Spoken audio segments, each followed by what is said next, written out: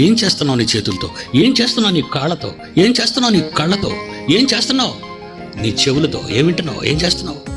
పౌలు అంటున్నాడు, నీ అవయవములను దుర్నీతి సాధనములుగా పాపమునకు అప్పగింపకండి. అప్పగించుకుంది, ఆదాము అప్పగించుకున్నారు.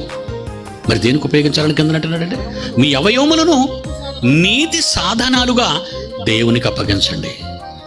నీ చేయి దేవుని కొరకు, నీ చూపు దేవుని కొరకు, నీ ఆలోచనలు దేవుని కొరకు, నీ చేతలో నీ నడతలో సమస్తము దేవునికి అంకితం కావాలి. అప్పుడే మీరు దేవుని సంతానం అవుతారు. అది చెప్పడానికి వచ్చిన వాడే మన యేసుక్రీస్తు.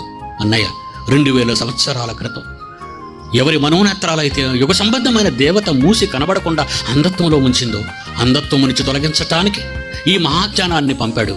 ఆ జ్ఞానం పుస్తక రూపేణ మన మధ్యకు వచ్చింది.